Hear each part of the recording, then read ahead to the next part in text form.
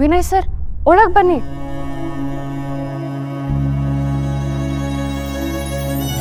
Vinay sir ಬನ್ನಿ ಕೂತ್ಕೊಳ್ಳಿ. ಪರವಾಗಿಲ್ಲ. ನಮಸ್ಕಾರಮ್ಮ. ಚೆನ್ನಾಗಿ ಕಾಣಿಸ್ತಾ ಇದೆಯಾ ಕಲ್ಯಾಣಿ?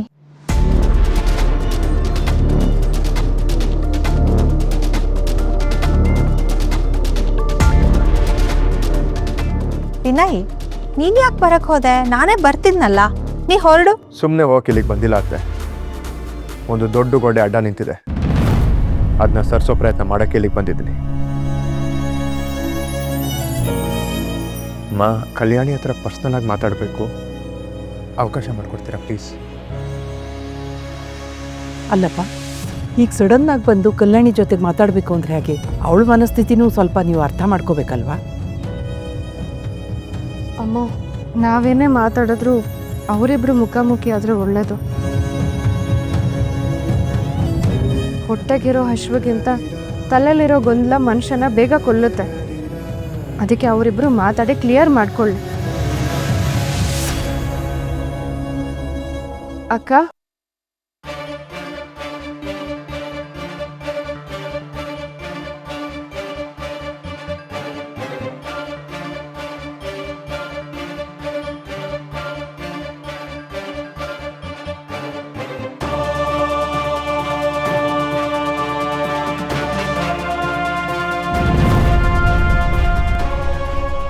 ಮೇಡಮ್ ನೀವು ಬನ್ನಿ ಕೂತ್ಕೊಳ್ಳಿ, ಅವ್ರು ಮಾತಾಡ್ಕೊಂಡು ಬರಲಿ.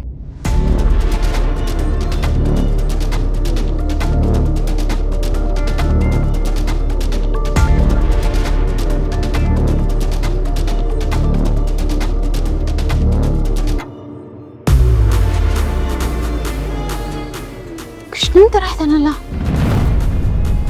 ಅಯ್ಯೋ ಯಾಕೆ?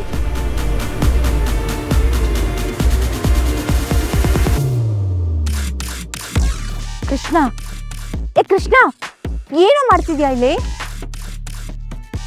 ಓ ಯಶು ಡಾರ್ಲಿಂಗ್, ನೀನೇನು ಇಲ್ಲಿ ಚಿಕ್ಕಿ ತರಕ್ಕೆ ಬಂದಿದ್ದಾ?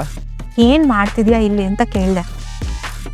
ಎಲ್ಲ ಬಿಟ್ಟು ದಾರಿ ಈ ಕಡೆ ಬಂದಿದೆ ಅಂದ್ರೆ ಏನೋ ಸ್ಕೆಚ್ ಹಾಕೊಂಡ್ ಬಂದಿದ್ಯಾ ಅಂತ ಅನ್ನಿಸ್ತಾ ಇದೆ. ಅಯ್ಯೋ, ಜಗತ್ ಹಾಳಾಯ್ತು ಬಿಡು. ಈ ದೇಶದಲ್ಲಿ ಒಂಟಿಯಾಗಿ ಒಬ್ಬ ರೋಡಲ್ಲಿ ನಿಂತ್ಕೊಳ್ಳೋದು ತಪ್ಪಾಗೋಯ್ತಾ? ನಿಜ ಹೇಳು, ಯಾಕೆ ಬಂದಿದ್ಯಾ ಇಲ್ಲಿಗೆ? ಈಗ ನಿಜ ಹೇಳ ಸುಳ್ಳು ಹೇಳ? ನೀನ್ ಹೇಳೋ ನಿಜಾನು ಸುಳ್ಳೆ ಹೇಳು. ನೀ ನನ್ನ ನಂಬಲ್ಲ ಅಂದ್ರೆ ನಾನು ಏನಕ್ಕೆ ಮಾತಾಡಲಿ ನಿನ್ ಜೊತೆ? ಕೃಷ್ಣ, ಇವತ್ತಿಂದ ಅವ್ರ ಮನೆ ಪರಿಸ್ಥಿತಿ ಹೇಗಿರುತ್ತೋ ಏನೋ ಅಂತ ನನಗೆ ಕಾಡ್ತಾ ಇತ್ತು. ಅದು ನೋಡ್ಕೊಂಡು ಹೋಗೋಣ ಅಂತ ಬಂದೆ. ಆದ್ರೆ ನೀನ್ ನನ್ನ ಕಳ್ಳಂತರ ನೋಡ್ದಿಯಲ್ಲ, ಅದು ನನಗೆ ಬೇಜಾರಾಗಿತ್ತು. ಬೇಜಾರಾಯ್ತು. ಬೇಜಾರ್ ಮಾಡ್ಕೋಬೇಡ ಕಣೋ, ನಿಮ್ಗೆ ಜವಾಬ್ದಾರಿ ನನ್ ಮೇಲಿದೆ. ನಿನ್ನ ಅವ್ರ ಮನೆ ಹತ್ರ ಯಾರಾದ್ರೂ ನೋಡಿದ್ರೆ ಏನ್ ಹೇಳ್ತಾರೋ, ಏನ್ ಮಾಡ್ಬಿಡ್ತಾರೋ ಅನ್ನೋ ಭಯ ನನ್ಗೆ. ಅದಕ್ಕೂ ಒಂದು ಐಡಿಯಾ ಇದೆ ನೋಡು. ಅಂತ ಹಾಕೊಂಡ್ಬಿಡೋದು, ಯಾರಿಗೂ ಗೊತ್ತಾಗಲ್ಲ. ನೀನ್ ತಾಳ್ಮೆಯಿಂದ ಇರೋ ಡಾರ್ಲಿಂಗ್. ನೀನ್ ಇಲ್ಲಿಗೆ ಬಂದಿಲ್ಲ, ನನ್ನ ನೋಡಿಲ್ಲ, ನನ್ನನ್ನು ಮಾತಾಡ್ಸಿಲ್ಲ, ಅಷ್ಟೇ. ಸರಿ, ಹುಷಾರಾಗಿ ಮನೆಗೆ ಹೋಗು. ಓಕೆ ಓಕೆ, ನಾನು ನೋಡ್ತೀನಿ.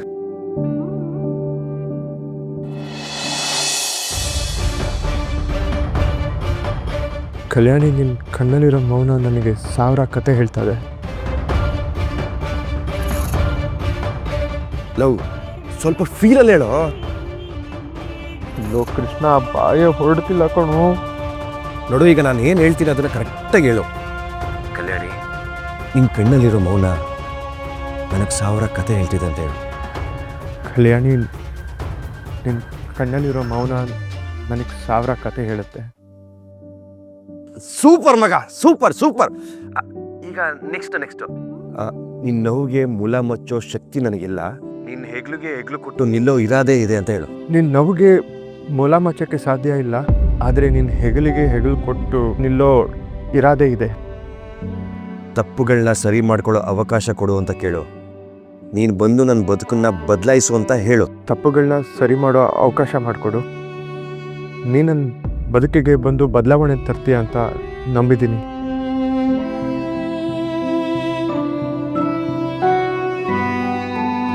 ಕೃಷ್ಣ, ಕೃಷ್ಣ,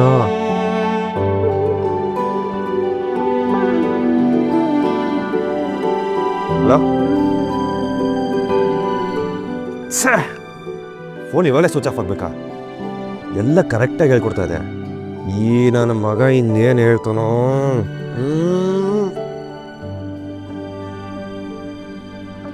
ಪಾಪ ಏನೂ ಎಡವಟ್ಟಾಗ್ದಿದ್ರೆ ಸಾಕು. ಕಲ್ಯಾಣಿ, ಆ ಒಂದು ಆಕ್ಸಿಡೆಂಟ್ ನಿನ್ನ ಬದುಕಿನ ದಿಕ್ಕನ್ನೇ ಬದಲು ಮಾಡ್ತು ಅಂತ ನನಗೆ ಚೆನ್ನಾಗಿ ಗೊತ್ತು.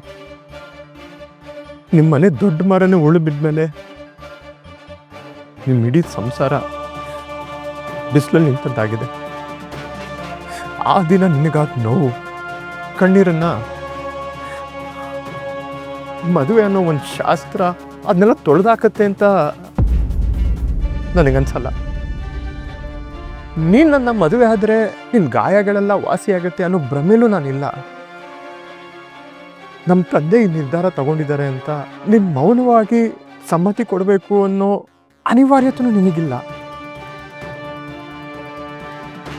ನಿನ್ನ ಕಣ್ಣಲ್ಲಿರೋ ನೋವು ನನಗೆ ಅರ್ಥ ಆಗುತ್ತೆ ಕಲ್ಯಾಣಿ. ಈ ಮದುವೆ ನಿನಗೆ ಉಪಕಾರ ಅನಿಸ್ಬಾರ್ದು, ಹಾಗೆ ಶಿಕ್ಷೆನೂ ಆಗಬಾರ್ದು.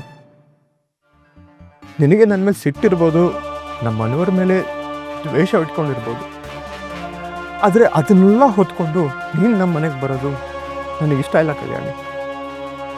ನಿನ್ನ ಕಹಿ ನೆನಪುಗಳ ಮೇಲೆ ಮದುವೆ ಚಪ್ಪರ ಹಾಕಕ್ಕೆ ನಾನು ಇಲ್ಲಿಗೆ ಬಂದಿಲ್ಲ ಕಲ್ಯಾಣಿ. ನಿನ್ನ ಸ್ವಾಭಿಮಾನಕ್ಕೆ ಧಕ್ಕೆ ಬರೋದಾಗಿದ್ದರೆ ನಾನು ಅಪ್ಪನ ಹತ್ರ ಹೋಗಿ ಈ ಮದುವೆ ಬೇಡ ಅಂತ ಹೇಳ್ಬಿಡ್ತೀನಿ ಕಲ್ಯಾಣಿ. ನಿನಗೆ 1%, ಒಂದೇ 1% ಈ ಮದುವೆ ಇಂಟ್ರೆಸ್ಟ್ ಇಲ್ಲ ಅಂದರು ನಾವು ಇದನ್ನು ಇಲ್ಲೇ ನಿಲ್ಲಿಸ್ಬಿಡೋಣ. ಆದರೆ ಒಂದು ವೇಳೆ ನೀನು ನಿಮ್ಮ ಮದುವೆಗೆ ಒಪ್ಪೋದಾದರೆ ಈ ಮದುವೆ ನನ್ನ ಜೀವನದ ಒಂದು ಹೊಸ ನಂಬಿಕೆ ಆಗಿರಲಿ. ಈ ಮದುವೆ ನಿನ್ನ ಗೌರವಕ್ಕೆ ಯಾವತ್ತೂ ಧಕ್ಕೆ ಬರದೇ ಇರಾಗೆ ನಾನು ನೋಡ್ಕೊತೀನಿ ಅನ್ನೋ ಭರವಸೆ ನಿಂಗೆ ಕೊಡ್ತೀನಿ ಕಲ್ಯಾಣಿ. ನಿನ್ನ ಮುಖದಲ್ಲಿ ನಗು ಮತ್ತೆ ಬರಬೇಕು, ಅದೇ ನನ್ನ ಉದ್ದೇಶ, ಅದೇ ಈ ಮದುವೆ ಗುರಿ. ಇಷ್ಟೆಲ್ಲ ಹೇಳಿದ್ಮೇಲೆ ಇನ್ನು ಮುಂದಿನ ನಿರ್ಧಾರ ನಿಂದು.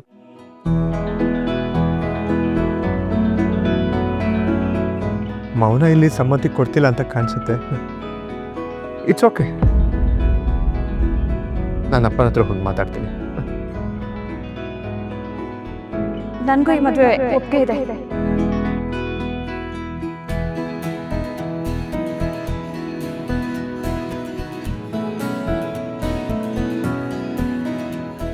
Thank you Kalyani,